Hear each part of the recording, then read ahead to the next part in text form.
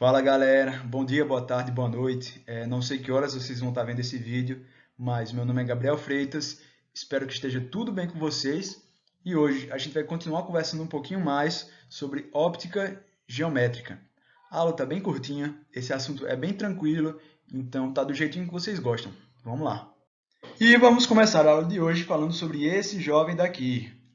Na verdade, nem tão jovem, nessa pintura ele já tem uns 46 anos, mas esse é Isaac Newton, ou Isaac para os mais íntimos. Ele era basicamente astrônomo, filósofo, alquimista, teólogo, porém teve seus maiores reconhecimentos pelos avanços feitos nos campos da física e da matemática, tá bem?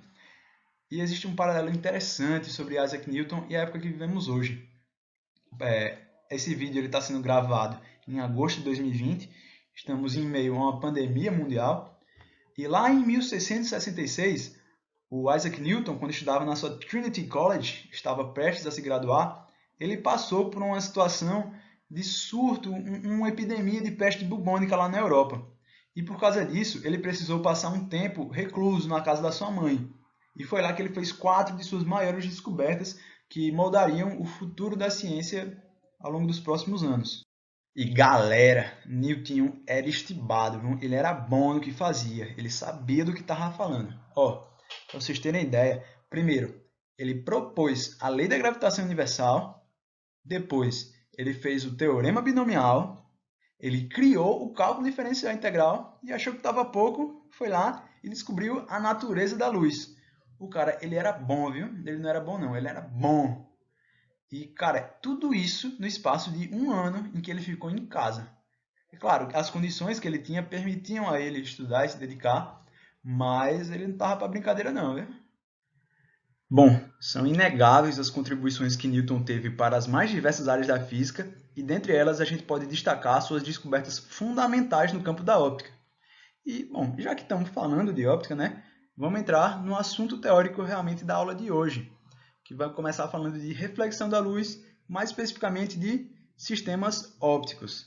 Tá? O que é um sistema óptico? Bom, é basicamente uma superfície ou conjunto de superfícies que interage com a luz. E aí a gente tem como exemplos o espelho, uma lente, o olho humano. Então, imagina que tem um raio de luz aqui, chega, bate nesse espelho, é refletido e volta assim, Essa reflexão é uma forma de interação direta do espelho, que é um sistema óptico, com o raio de luz, tá bem? Dentre os sistemas ópticos, nós podemos dividir em duas categorias, tá certo? Nós temos os refletores e os refratores. Olha, os refletores geralmente são associados a espelhos, que têm um raio de luz que é incidente, e eles pegam, e refletem esse raio. O raio ele não atravessa o nosso sistema óptico, tá certo? Já os refratores são comumente associados a prismas, a lentes, a coisas desse tipo, em que o raio de luz ele incide e ele atravessa o nosso meio, tá certo? Basicamente, são essas as distinções entre os sistemas ópticos quanto à reflexão ou à refração. Na aula de hoje, nós vamos focar um pouquinho mais na reflexão e futuramente a gente fala sobre a refração, tá certo? E nesse contexto, a gente vai definir agora o que é ponto-objeto, tá bom? É nada mais nada menos do que um ponto que é formado pela interseção dos nossos raios de luz, o cruzamento dos nossos raios de luz que incidem no sistema óptico. O que é que isso quer dizer, Gabriel? Vamos lá, vamos com calma, sem pressa. Imagina que isso daqui é um espelho, tá certo? Nosso espelho que é o nosso sistema óptico, tá bom? Então, tem um raio de luz que está chegando aqui, incidindo no nosso sistema óptico, no nosso espelho. Tem outro que está incidindo no nosso espelho. E tem outro, incidindo no nosso espelho. Tá bom? Os três estão incidindo. Imagina que isso daqui é uma reta, tá bom, galera? Lembra do princípio da propagação retilínea. Isso daqui foi só erro de desenho mesmo. Então, a junção, tá vendo essa interseção daqui em azul dos nossos raios incidentes no sistema óptico? Isso daqui é o nosso ponto-objeto. Ele está sendo formado pelos raios que estão se cruzando antes de chegar no nosso sistema óptico. Eles estão incidindo nesse sistema. Então, a gente vai chamar de ponto-objeto. Por que ponto-objeto? Porque é o cruzamento de raios que estão incidindo no sistema óptico. E a gente vai dizer que ele é real, porque ele está sendo formado aqui fora do nosso sistema óptico, fora do nosso espelho, antes de chegar nele, tá bom? Já nessa segunda imagem daqui, ó, lembrando aqui, mesmo espelho, tá? Imaginando da mesma forma, ó, tem um raio de luz que está incidindo, tem outro que está incidindo aqui também, tem outro que está incidindo aqui também. Dessa vez, eles estão incidindo, só que eles não estão se cruzando antes de chegar no espelho, não é? Agora, imagina que existe um mundo imaginário aqui dentro do espelho e que esses raios entraram, passaram, atravessaram o espelho e entraram nesse mundo imaginário, tá? Então, ó, esse tracejeado aqui é chamado de prolongamento dos raios luminosos, tá bom? Esse prolongamento. Isso daqui não é real, tá, galera?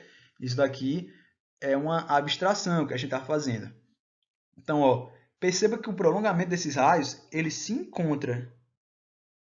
E são raios incidentes e que se encontram, portanto, é um ponto-objeto. Só que esse ponto-objeto, essa interseção, ela está ocorrendo dentro dentro entre aspas, né?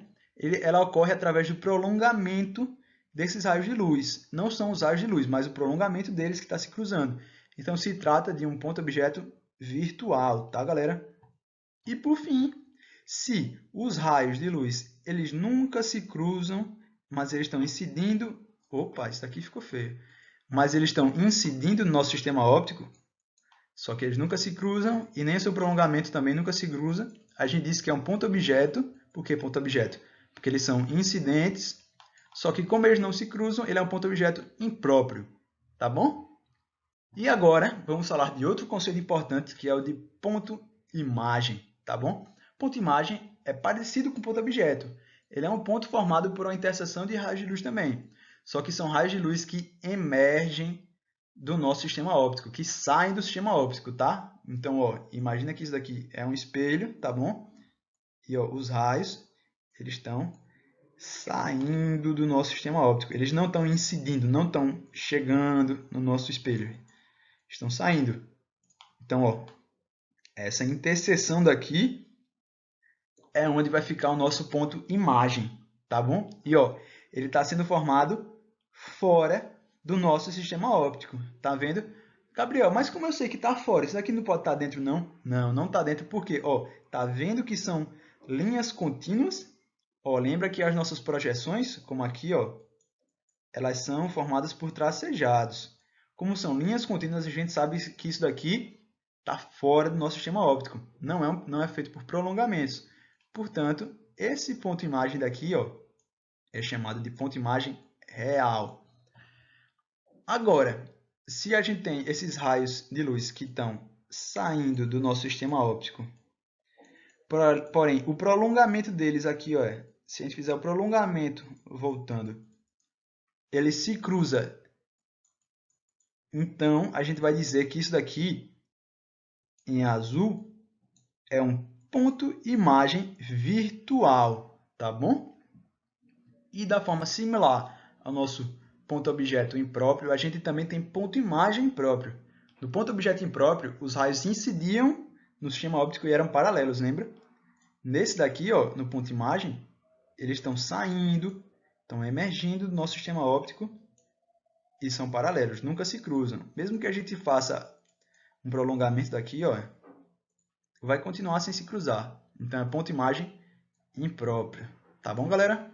Então, aqui a gente tem um resuminho para vocês. Bem simples, bem prático, para você nunca se confundir. Se o ponto é formado por raios de luz que incidem no sistema óptico, ele é ponto-objeto. E se eles saem do sistema óptico, é um ponto-imagem.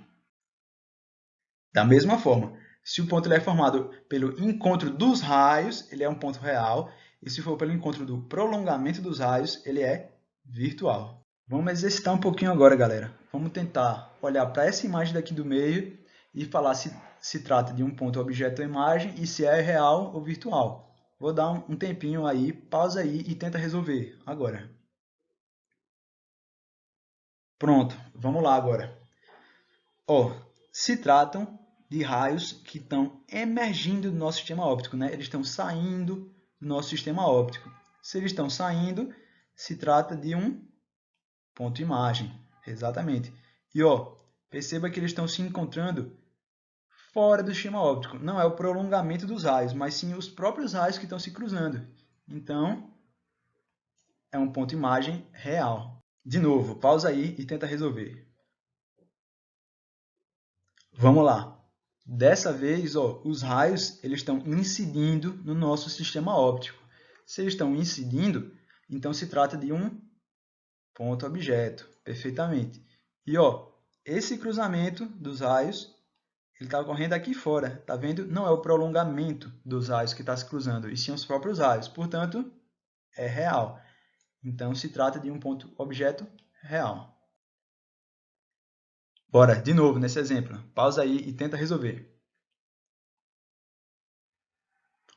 Vamos lá agora. Ó, raios estão incidindo no nosso sistema óptico, não é? Se eles estão incidindo, então se trata de um ponto objeto. Exatamente. E ó, está sendo formado esse ponto pelo prolongamento dos raios. Se é prolongamento, precisa nem pensar, ó, virtual. Então, ponto objeto virtual. Por fim, tenta resolver isso daí, galera. Bora pro gabarito agora. Oh, tem uma pegadinha nesse daí, porque você pode olhar para essa imagem e pensar que os raios estão incidindo no nosso sistema óptico, mas na verdade não é o caso. O raio ele não está partindo daqui, galera. Ele não está partindo daqui. Então, ele não está incidindo. Ele está, na verdade, emergindo do sistema óptico. Ele está saindo dele. Se ele está emergindo do sistema óptico, se trata de um ponto imagem. Isso. E ó, o ponto ele é formado pelo prolongamento desses raios. Então, se é pelo prolongamento, virtual. Portanto, ponto imagem virtual. E galera, vocês já viram isso daqui na aula passada, mas só reforçando, são dois os tipos de reflexão da luz, tá bem? A regular, em que os raios de luz eles chegam aqui, ó, paralelos na superfície e saem paralelos também, são refletidos paralelamente. Geralmente, uma reflexão regular ela ocorre em superfícies muito lisas, por exemplo, espelhos. E existe a reflexão difusa, em que não há regularidade na superfície aqui. Então, cada raio ele é refletido por um ângulo diferente aqui. E aí a gente não consegue ter uma visão de um reflexo muito bem nítido nessa superfície. Por exemplo, uma parede é um exemplo de objeto que tem uma reflexão difusa, tá bem? Qualquer coisa, em geral, coisas brilhosas têm uma superfície mais regular. Por exemplo, alguns tipos de metais e reflexão difusa, enfim, são que você não consegue observar essa característica de brilho. E agora falando das leis da reflexão. Galera, bem simples, são duas só, bem tranquilo, vamos lá. E a primeira lei da reflexão diz o seguinte: o raio incidente, esse que chega no sistema óptico, o raio refletido, esse que é refletido e sai, e a reta normal, essa reta daqui, ó, imaginária, que faz um ângulo de 90 graus com o nosso sistema óptico, tá? Fala que os três são coplanares. Como assim, Gabriel? Vamos tentar entender melhor, galera. Ó, imagina que vocês estão jogando basquete, tá bom? Você está com a bola de basquete na mão e você joga ela no chão na sua frente, tá? Uns 2 metros aqui na sua frente. Imagina que você está aqui, ó, e você joga essa bola de basquete em direção ao chão na sua frente. O que acontece? Ela vai bater no chão e ela vai quicar e vai continuar indo para frente, não é? A não ser que você adicione um efeito nela. Em tese, né, a lógica é que ela continue para frente, no mesmo plano. Agora, imagina uma situação...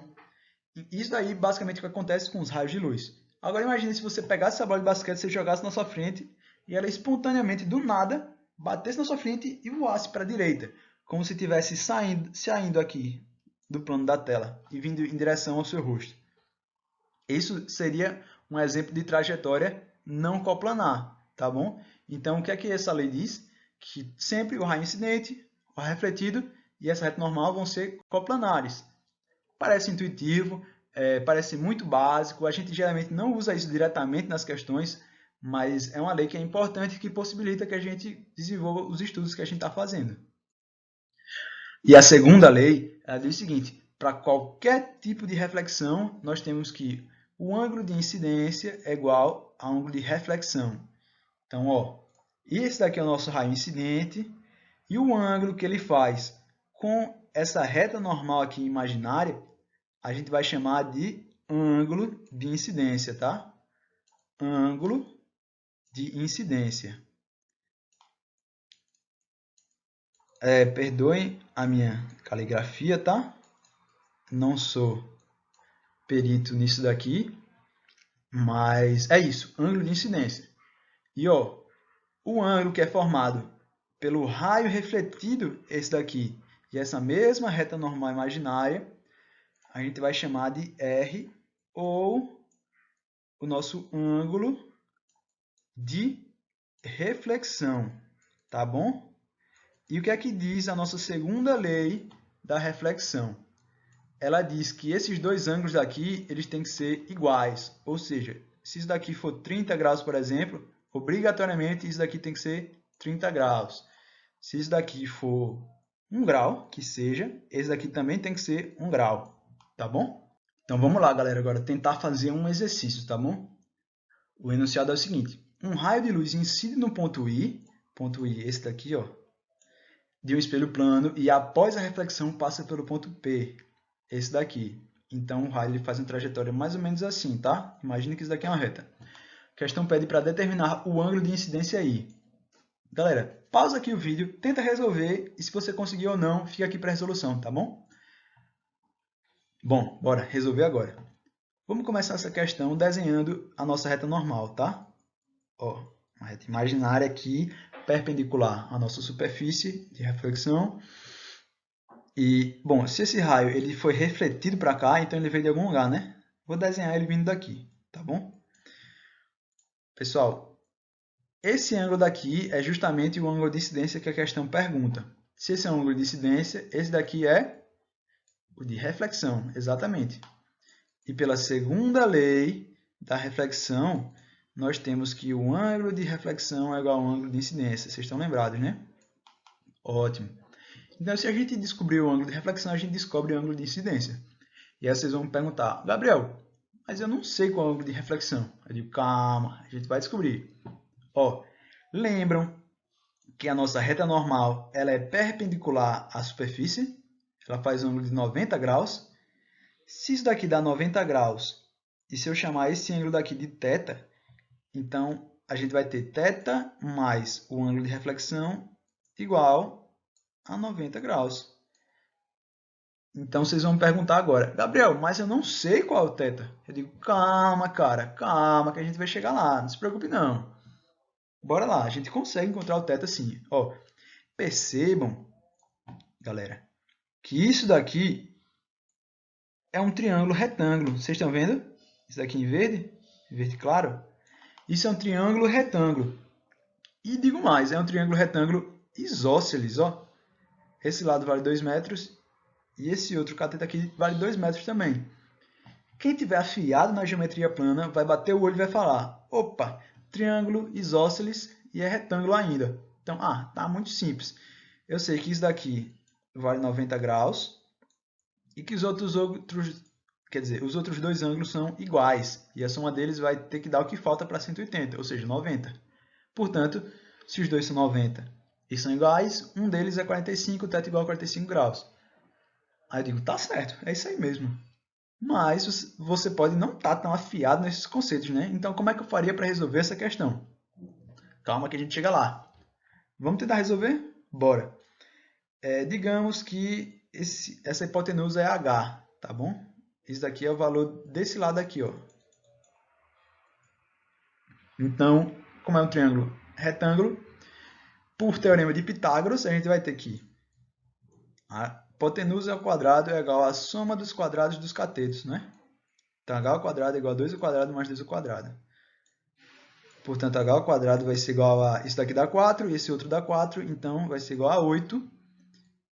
H é igual a raiz de 8, que é igual a raiz de 4 vezes 2.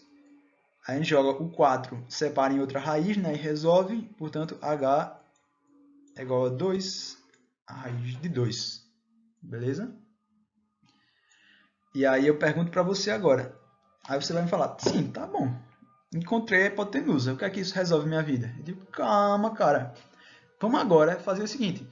Vamos tentar relacionar o seno de θ com esses valores que a gente tem.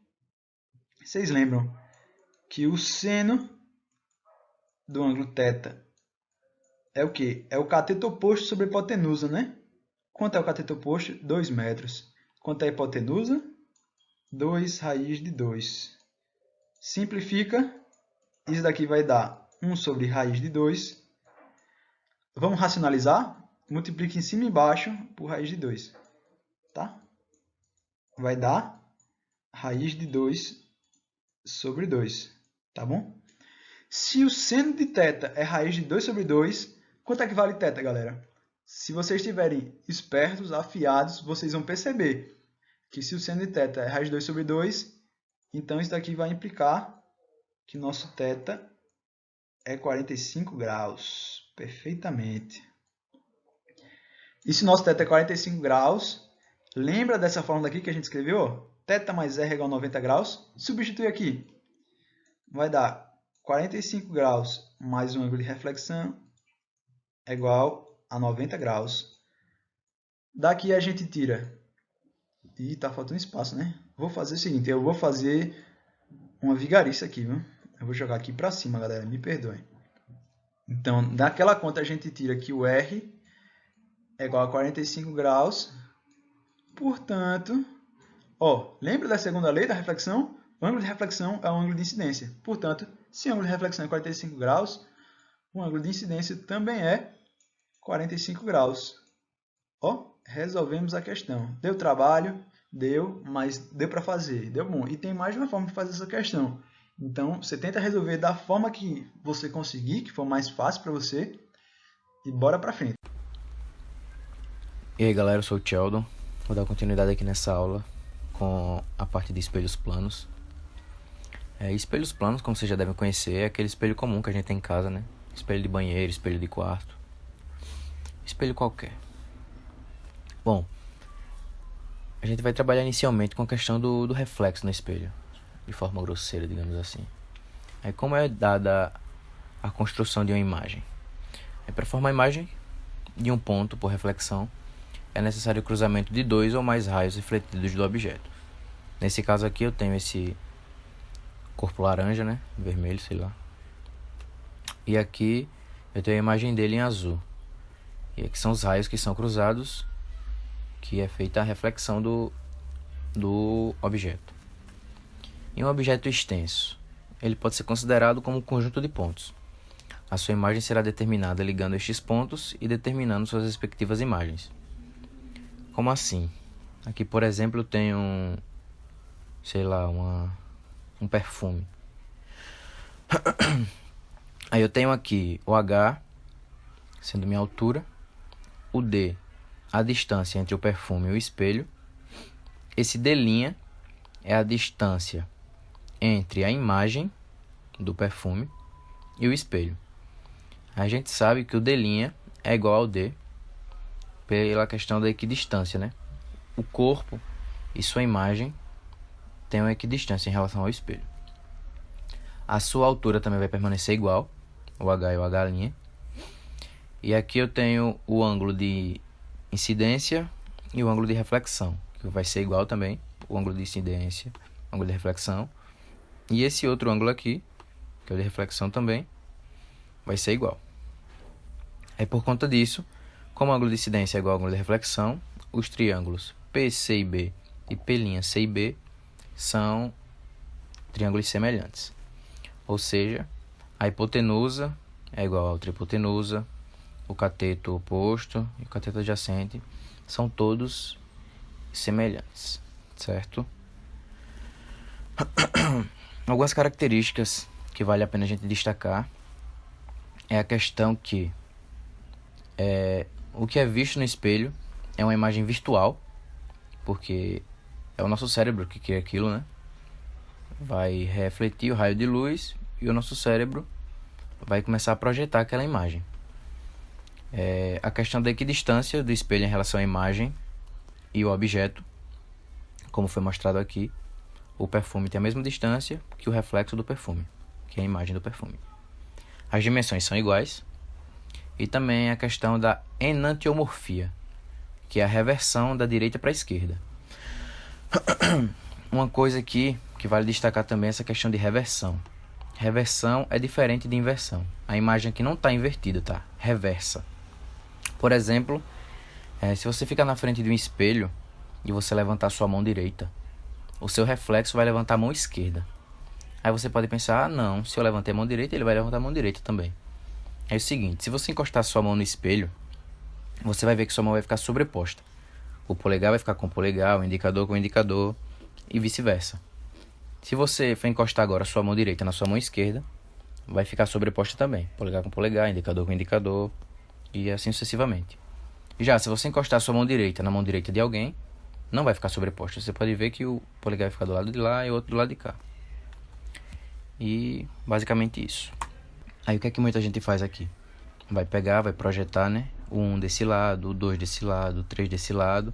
Lembrando sempre da questão da distância. Se eu tenho uma distância D aqui... Eita porra, muito ruim escrever no computador. Eu vou ter que fazer uma distância D aqui também. Certo? Caramba. Enfim. Isso não é nada prático. Certo? Então o que é que a gente faz? Deixa eu fazer aqui. Certo. Eu vou projetar aqui o meu observador do outro lado do espelho, certo? Primeiro eu faço a projeção dele. E para indicar que ele é uma projeção, que é uma imagem, eu vou denotar aqui como O', certo? Aí aqui eu vou puxar uma reta do ponto do observador até o extremo do espelho. E desse lado também. Puxo um desse lado e puxo o outro desse lado. Certo. Aqui eu vou ter que... Meu campo visual vai conseguir observar o objeto 3 e o objeto 4. Certo? Um outro exemplo é esse aqui. Eu tenho dois observadores, João e Maria. Essa parte em preto, aliás, é meu espelho. Essa parte laranja aqui não é espelho. Tá? Aí, qual dos dois vai conseguir observar o reflexo dessa lâmpada? A imagem da lâmpada. Nesse caso aqui, só o João, né? Para que a Maria pudesse enxergar, o espelho teria que ser mais extenso. Teria que chegar até aqui, ó. Certo?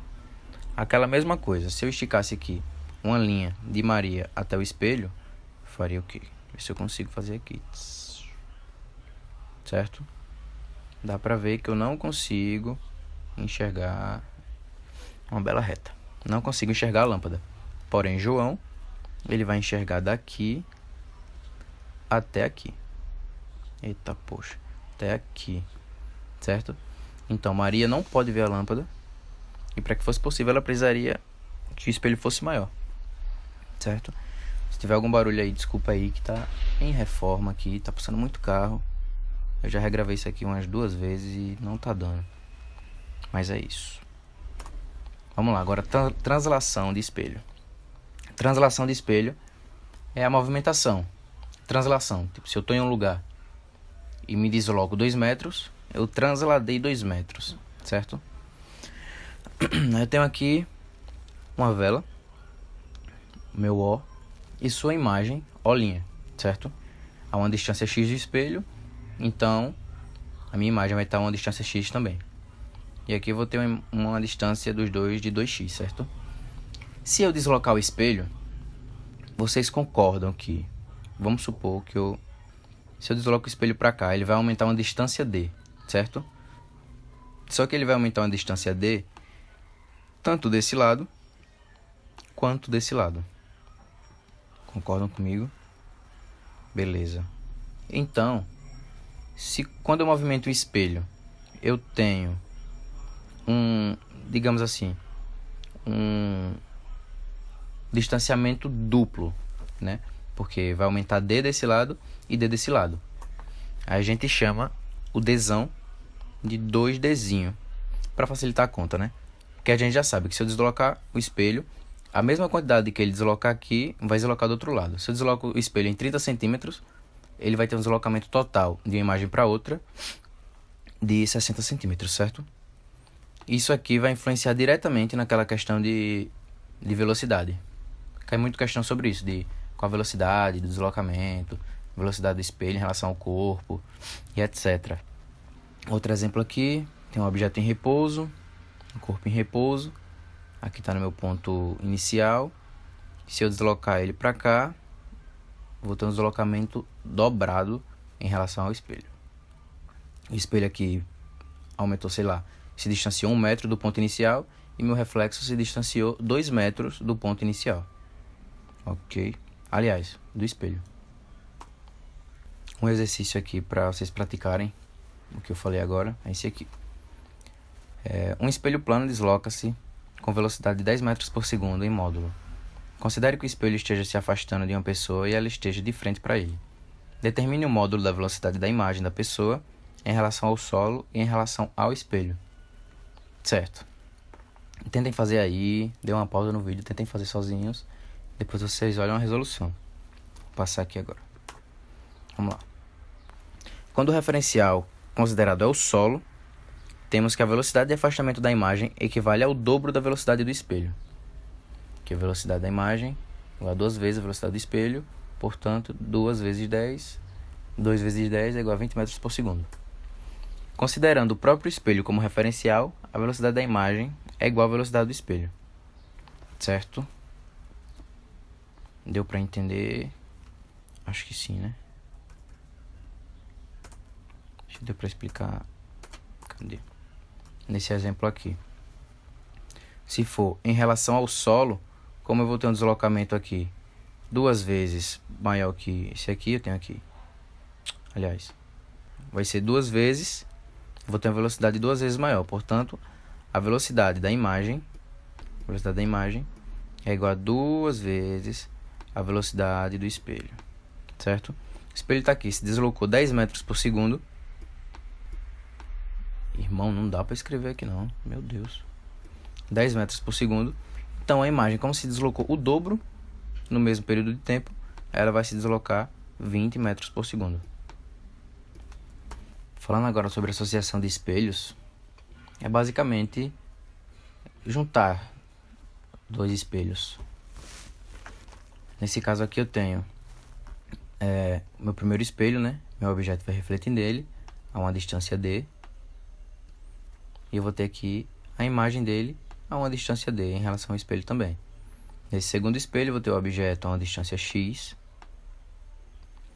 E a imagem dele a uma distância X do segundo espelho. Nesse caso aqui, vocês concordam que quando eu coloco um espelho do lado do outro, eu vou ter o reflexo do espelho aqui? Por exemplo, em um provador. Se entre um provador... Se entre um provador, você se vê no espelho da frente, no espelho à esquerda, se tiver um espelho à esquerda, e você vai se ver também no reflexo do espelho à esquerda, como se tivesse um outro espelho na frente. É o que acontece aqui também. Esse espelho 2 vai refletir... Aliás, esse espelho 1 vai refletir aqui no espelho 2, certo? Com a imagem do espelho. Vocês concordam que se eu vou ter a imagem aqui do espelho, essa imagem vai refletir aqui também a uma distância D? E da mesma forma vai acontecer aqui, vai refletir a uma distância X. Só que aqui eu tenho o mesmo reflexo, né? Esse aqui é o mesmo que esse aqui. Bom, como é que eu vou saber a quantidade de imagens que eu vou ter com associação de espelhos? Esse número de imagens é dado por essa fórmula aqui. 360 graus dividido pelo ângulo da associação, que nesse caso é 90 graus, ângulo reto, menos 1, que é dada por conta disso aqui. Seria duplicado, né, se fossem 2 reflexos, só que o reflexo é sobreposto. Aí aqui eu tenho o ângulo de 90 graus dividido por 360 é igual a 4, menos 1, eu tenho que o número de imagens é igual a 3. Um detalhe aqui que vale lembrar é que se essa divisão der um número par, o objeto vai estar em qualquer posição em relação ao espelho. Porém, se ele der um número ímpar, o objeto vai ser equidistante dos dois espelhos. Nesse caso aqui, eu tive que 360 dividido por 4 foi um número par. Aliás, 360 dividido por 90 deu 4, que é um número par. Então o objeto pode estar em qualquer posição e não é distância igual. Por isso que ele tem uma distância D aqui, que pode ser 4 metros, e aqui pode ser 3 metros. Porém, se essa divisão aqui desse, sei lá, um número 3, por exemplo, que é um número ímpar, aí ele estaria equidistante obrigatoriamente. E aqui teria que dar 4 metros de distância e aqui 4 metros de distância também, certo? Um exemplo disso, esse aqui é um potinho. O ângulo de associação aqui no primeiro exemplo é 60 graus. Se você aplicar naquela fórmula, você vai ter a divisão, o número 6, menos 1, que vai dar 5 imagens. Porém, como o número deu 6, ele vai estar uma distância igual aqui dos dois espelhos. Nesse outro caso, eu tenho que o ângulo da associação é 30 graus e 360 dividido por 30 é o que? 12. E é um número par, portanto, não está a mesma distância. Vocês podem ver aqui, ó, que está mais distante do que aqui, que está bem pertinho, certo? E aqui eu tive 11 imagens. Podem testar aí com essa formulinha, com essa formulinha e com essas regras. Vocês vão ver que vai dar certo. E é basicamente isso, pessoal. Qualquer coisa, podem falar lá no WhatsApp para tirar dúvidas. E fique em casa se puder.